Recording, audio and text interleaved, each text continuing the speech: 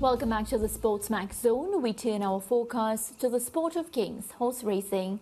The penultimate day of the Goodwood Festival saw the 4-9 favourite Highfield Princess comfortably taking the King George Stakes that featured race on day. Here is how the 5-furlong sprint ended. It's the King George Qatar Stakes, Group 2, 5 furlongs, the big sprint of the week. They're away and breaking out well on the far side. Nymphadora, Highfield Princess showing speed over there, equality on that far side.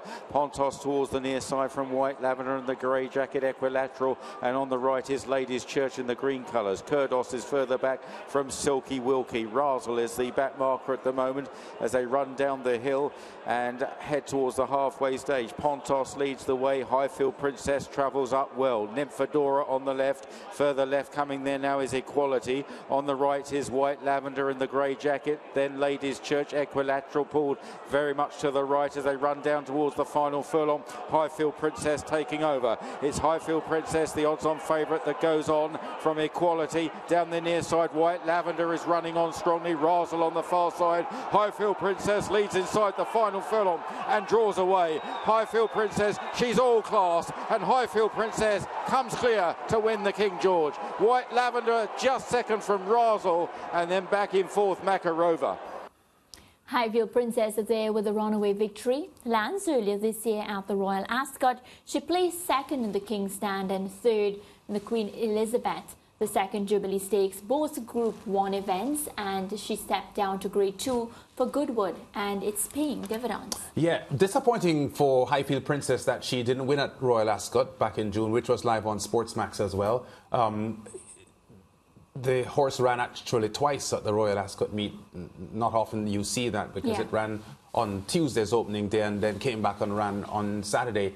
And the first victory for the year for Highfield Princess. Won 5 races last year, so the horse's 2023 campaign has not been as good. But I remember Highfield Princess being very disappointing in its loss in the King's Stand race at Royal Ascot, because the rider Jason Hart had lodged an objection against the winner, because we carried the race on SportsMax, and you may remember Holly Doyle winning aboard Bradsill, and in the last half a furlong of the race she kept drifting out into Highfield Princess's path, and jockey Jason Hart on Highfield Princess wasn't able to ride Highfield Princess fully out because Holly Doyle kept drifting into his path. The stewards had a close look at it, but they decided that even though there was some intimidation from Holly Doyle, the incident did not affect, as far as they were concerned, the winning chances of Highfield Princess. So they allowed the race to stand as it finished 1-2.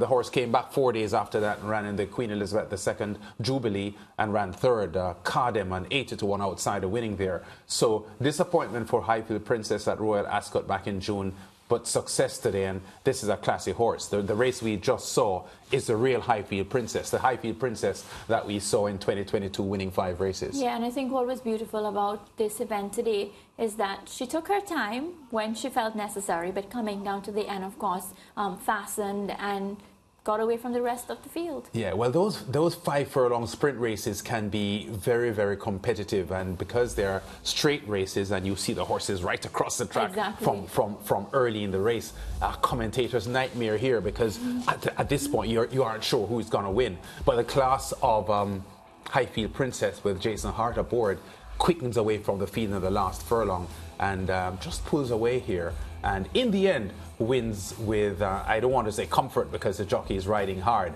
but with some convincing performance. Yeah, that's about 3 lengths, Lance. I would say that is quite comfortable.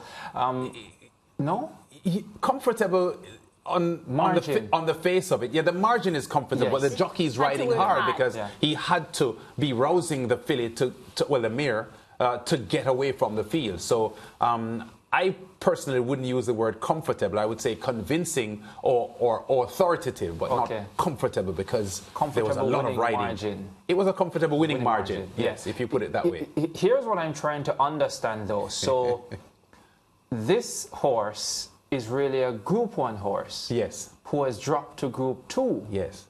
How exactly does that work? Because as far as I'm concerned, out of class. Yeah, but it's a stakes race, so you have Group 1 races and Group 2 races. So owners, trainers can enter horses into whichever one they choose. And because the horse hadn't won in Group 1 after 4 or 5 tries so far this year, they just went into a Group 2 race and got the win. Yeah, the difference showed. Well, we're still with horse racing, and Jamaica is set for 2 big meets. On Saturday, there is the Jamaica Oaks, followed by the big one, the Derby, on Monday. Here's the start list for the Oaks. All right, Lance, you want to go through this for us, seeing that you'll be on duty? MPRS Links All for Love, Princess Sharon, who was 3rd in the St. Leger, Mamma Mia, who won the 1,000 Guineas, Brown Skin Girl, Paul from Above, Essential Quality, Bella Bella, Savvy Girl, Lady Abimala, and She's My Hedge Fund. Leading trainer Jason Da Costa, you will see here, has 4 entries here in the 1 horse, horses 4 and 5, and also the 11 horse, She's My Hedge Fund. Mamma Mia is being highly fancied here, but Mamma Mia didn't run very well in the St. Leger, which is a 10 furlong run. Sharon, Princess Sharon, from the Fitzroy Gillespie barn, was 3rd in the St. Leger, behind Talita, who was an upset winner. And many people feel that Princess Sharon could probably be the better bet for this event, given the fact that it's 10 furlongs and only 2 or 3 of the horses in this field have ever gone as far as 10 furlongs. Mamma Mia has, and Princess Sharon has. Mamma Mia didn't do very well, but Princess Sharon did quite well and finished 3rd. So I would think the race could be between those 2. Which one are you giving the edge? And why, of course? I think Mamma Mia has better pace than the rest of the field. So if Philip Parchment rides it well and saves the horse's energy, because I think she probably has more class than the rest of the field, if he judges her pace well enough and saves her energy, I'd give her the edge to last the 10 furlongs. But if she is injudiciously ridden, then Princess Sharon, I think, may have the edge. I was looking at the trainers list and I noticed 4 entries for Jason Da Costa. Only 2 for Baba Anthony Nunes. Yeah, Nunes hasn't been having a lot of horses so far this year. And Da Costa has been reeling off win after win after win. He's the reigning champion, Da Costa, as you would know. And he has a good hand. He has a good hand in this Jamaica Oaks. Yeah, well, Monday in Jamaica will be recognized as a public holiday, celebrating the country's 61st year of independence. The Derby will be contested, and these are the starters. Secret Admiral, California Gold, Uncharted, Super Alex, Stain, Money Miser, Ability, Anonymous, Talita, Strike Smart, Mojito, Kai on the Go, and Huntsman. A month or 2 ago, Mojito would be considered a shoe-in for this event because the horse had looked so impressive coming as the champion 2-year-old last year and racing undefeated as a 3-year-old until the St. Leger when he ran really badly. This horse hasn't been well and hasn't been seen a lot on the exercise gallops. In fact, a week or 2 ago, there was some discussion whether Mojito would in fact race in the Derby because he is short on preparation for the Derby after the disappointing run in the St. Leger. I'm not sure if trainer Richard Azan has completely explained the problems he's having with the horse, but Mojito is not well. It's obvious based on the St. Leger run when it finished out of the frame that the horse has a problem, probably a medical problem.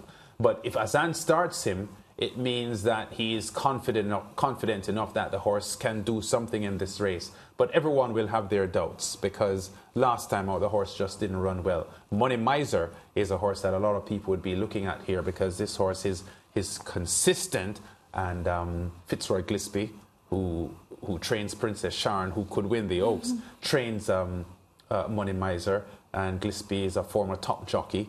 He won many classics, Derbies, Oaks, and as a trainer he has won some classics as well, so he knows his horses well.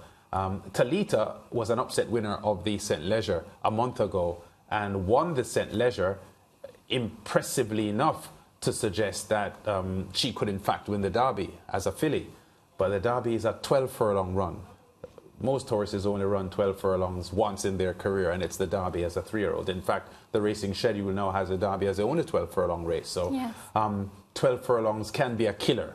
A horse might look impressive over 9 furlongs and 10 furlongs, but if you give it 12 furlongs, it's a problem. So it just depends on which horse will enjoy the trip most.